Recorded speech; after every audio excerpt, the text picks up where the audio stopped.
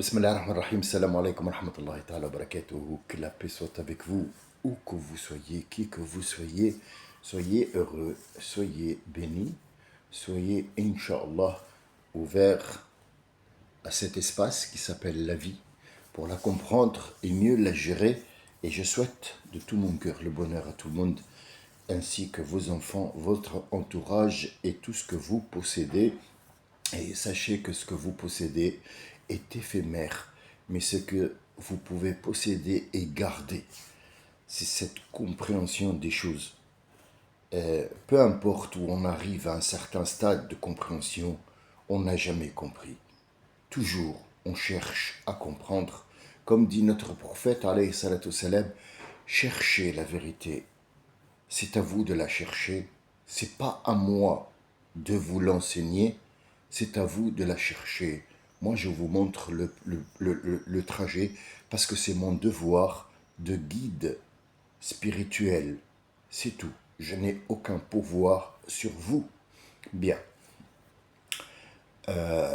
C'est un hadith qui est avéré juste. Il a été témoigné selon les anciens chercheurs et validé par 5 personnes. Je l'ai traduit en français parce que si je le dis en arabe, peut-être que vous ne comprendrez pas grand-chose. Pour les gens qui parlent en arabe, c'est pas la peine que je leur dis parce qu'ils le connaissent, mais ils s'en foutent complètement. Donc voilà, nous reprenons l'histoire de Ashirk, l'association.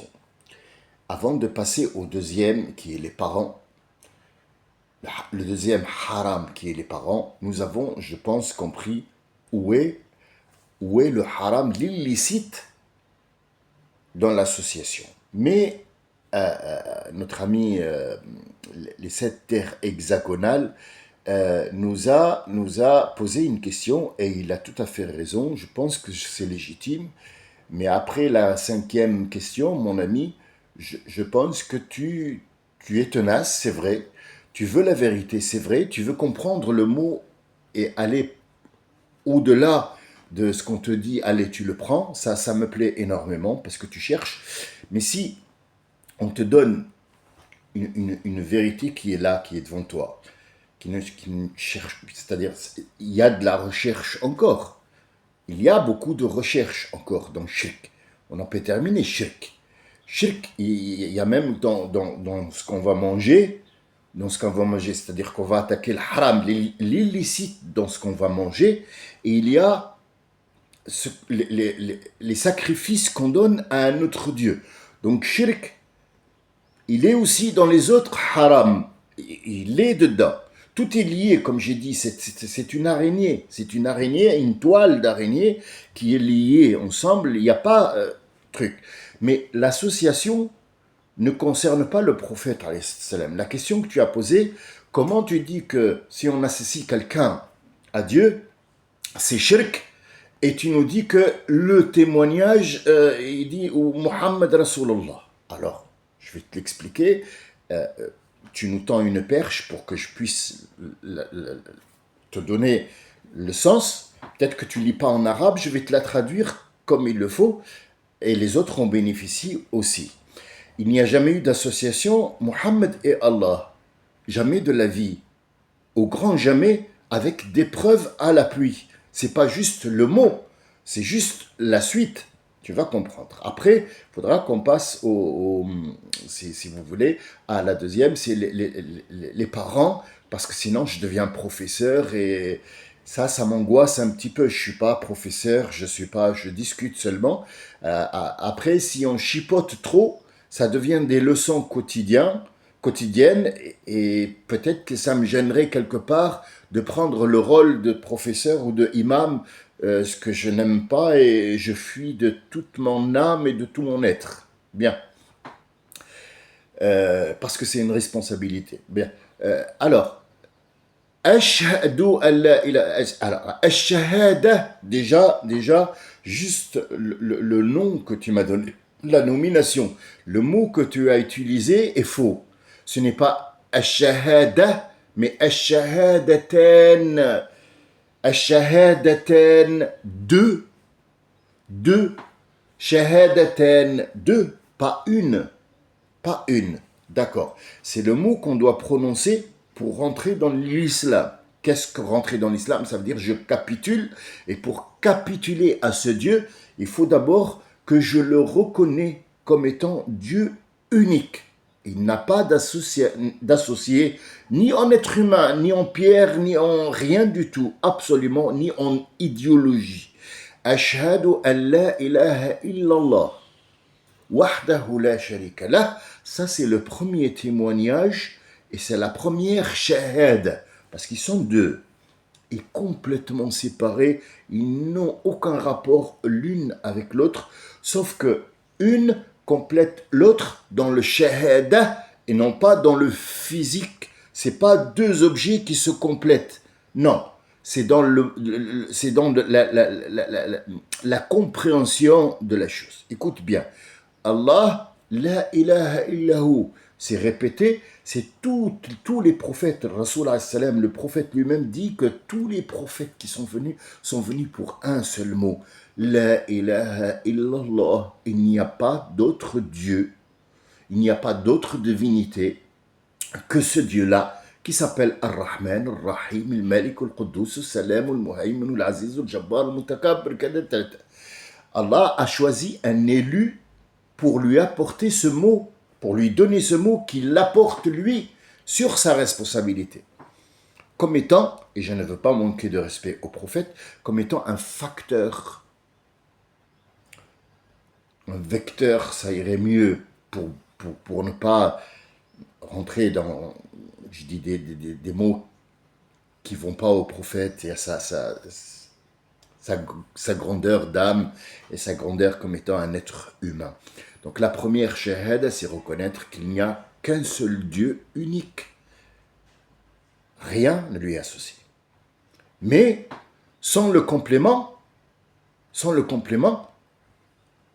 vous ne faites pas partie de cette Ummah pour séparer les Ummah, séparer les siècles, séparer si vous voulez, les âges, séparer la population dont il est question dans ce Coran, c'est-à-dire il y aura des musulmans, il y aura des juifs, il y aura des chrétiens, il y aura des catholiques, il y aura des bouddhas, il y aura des Nouh, des Idriss, des Adam, tout ça, pour séparer. Et nous la trouvons dans le Coran après, il a dit « وَجَعَلْنَاكُمْ شُعُوبًا وَقَبَائِلَ لِتَعَارَفُوا » On a fait en sorte que vous soyez shu'oub, des peuples, et aussi des villages, et c'est pas vraiment la traduction village, mais pour que vous transmettiez ce message, la ilaha illallah wahdahu la sharika lahu. Deuxième témoignage, c'est quoi? C'est une preuve pour toi. C'est pas la reconnaissance de Mohammed comme étant un associé à Dieu. Non. C'est une preuve comme quoi tu as dit que moi j'étais seul et unique. Donne-moi la preuve. La preuve, c'est que tu as envoyé ton prophète, et c'est le mot de passe que tu nous as donné, Mohammed, Abduhu awalan. La première des choses, Abduhu, c'est un être humain. Il faut dire et comprendre ce que tu dis. Wa ashhadu, ah, c'est un autre témoignage, le deuxième. On n'est pas dans le même, il n'y a pas d'association là-dedans. Wa ashhadu, ah, ça y est, on a terminé avec l'unicité de Dieu? Oui. Alors, la deuxième témoignage, c'est quoi? C'est pour autre chose. Je témoigne, et je veux, c'est-à-dire approuver que cette personne, ya Rabbi, que tu as envoyé, cette personne, Abduhu wa Rasuluhu, il nous a apporté le livre que tu as envoyé avec lui comme il se doit. Il a fait son devoir de prophète et il a fait son devoir d'homme. C'est le mot de passe. C'est pas une association. Si après ça, tu cherches encore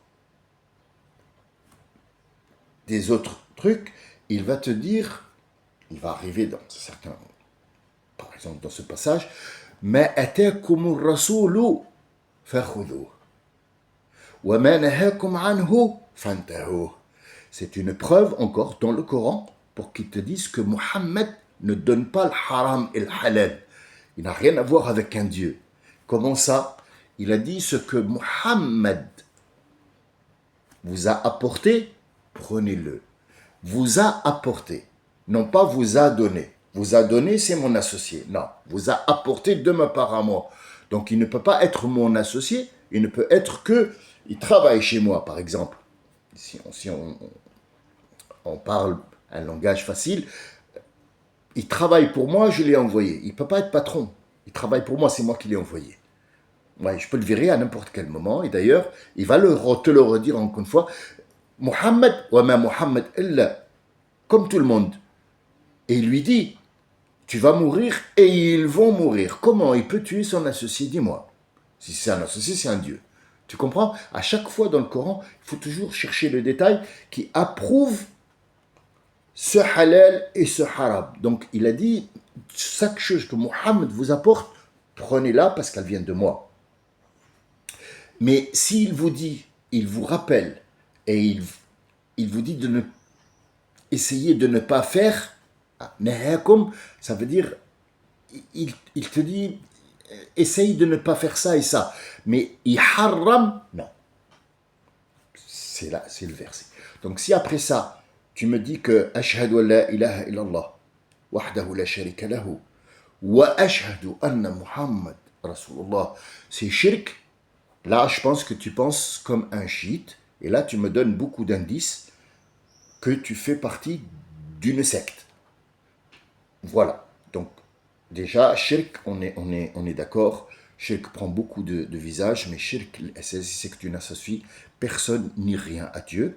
Et ashhadu la ilallah, ashhadu Muhammad Rasulullah n'est pas une association. Je viens de te l'expliquer, et peut-être que les autres aussi on prenne un petit peu goût et on vont chercher plus que ça dans le sens, mais ils ne comprennent pas l'arabe. Je suis dans l'obligation de leur donner des mots simples, très simples, pour que tel et tel, et celui d'entre vous qui ne comprend pas l'arabe et qui veut par exemple poser une question sur un mot, le sens, je vous le dis, mais ne le prononcez pas phonétiquement en croyant que vous l'avez compris.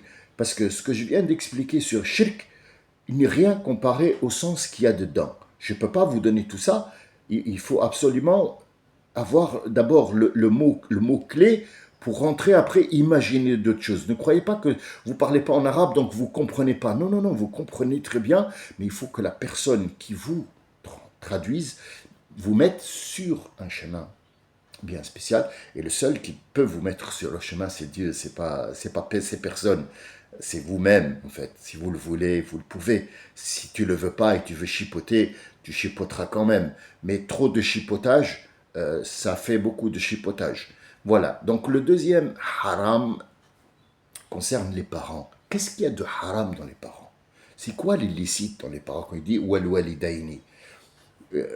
Les parents sont interdits? Non, c'est pas ça.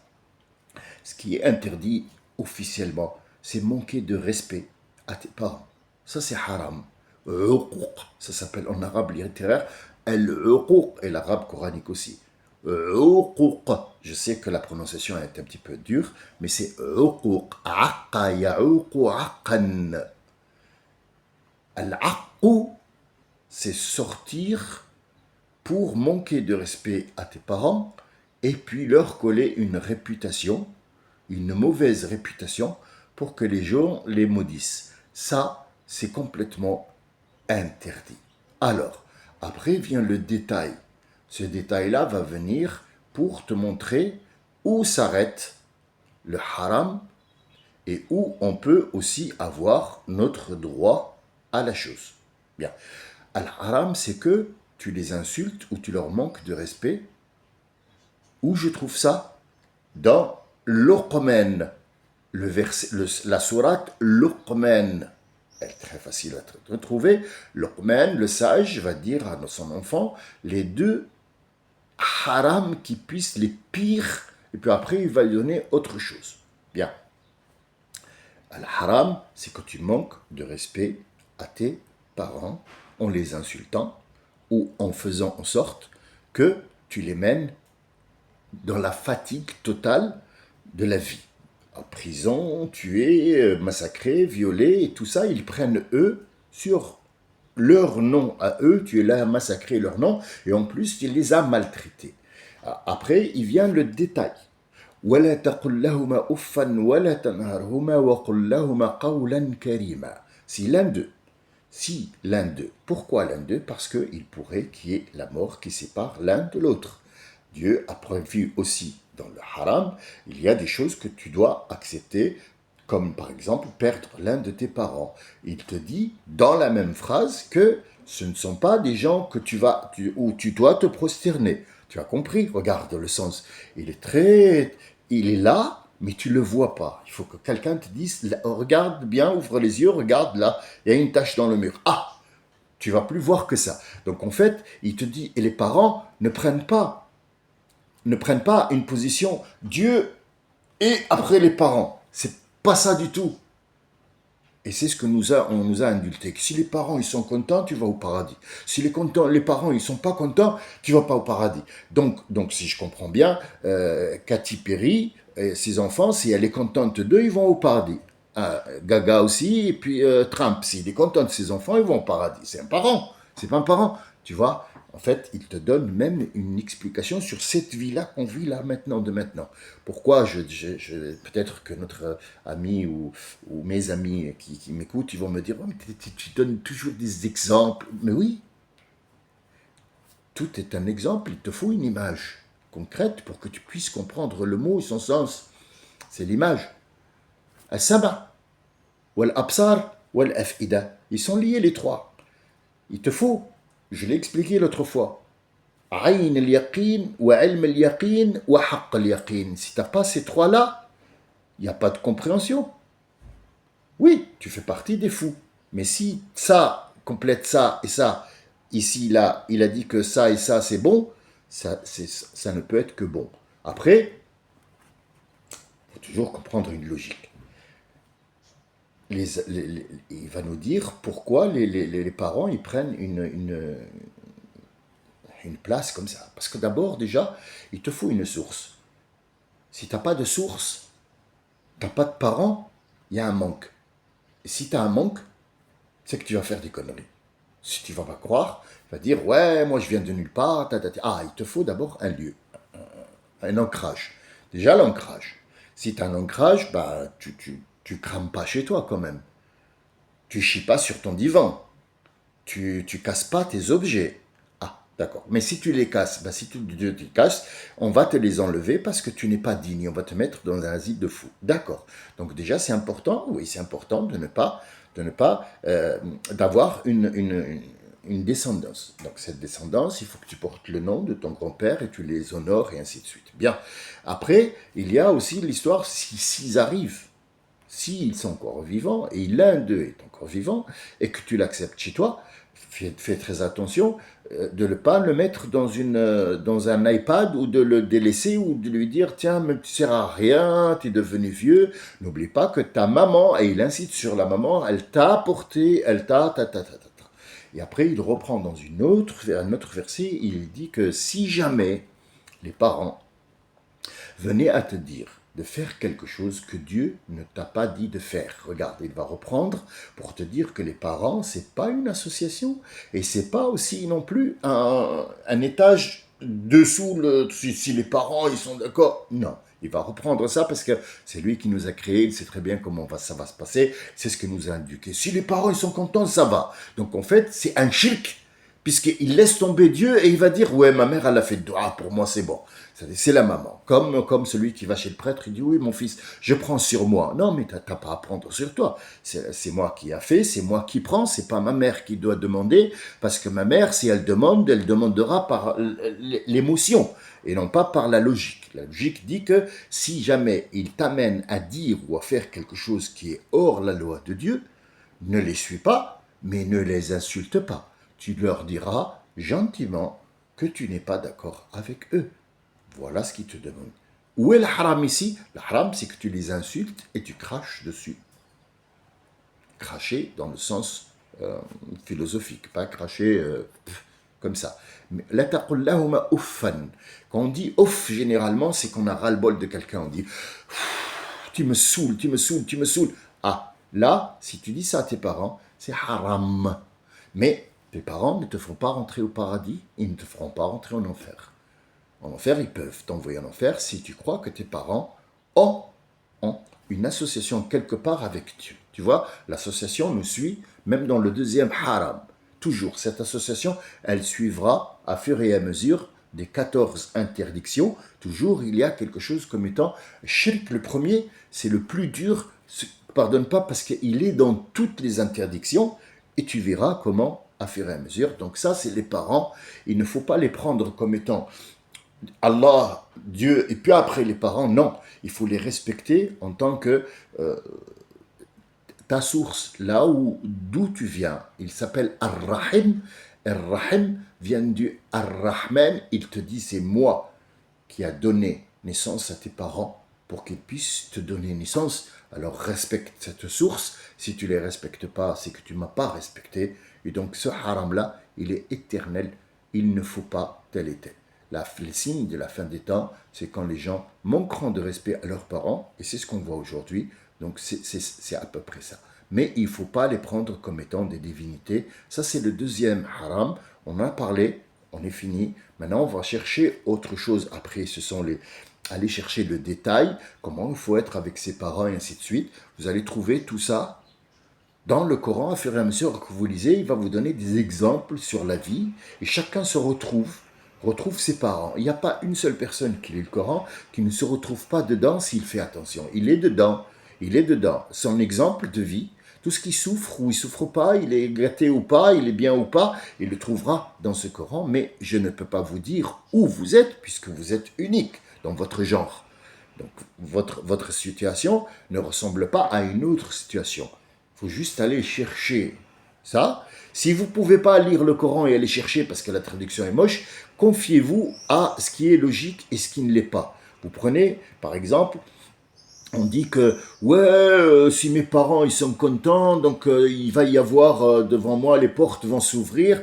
Ça, c'est par exemple, la logique dit que si les parents sont contents, il te dit, oh putain, j'ai échappé à un accident. Ah, parce que mes parents, moi j'ai fait que du bien avec mes parents, c'est pour ça. Hein.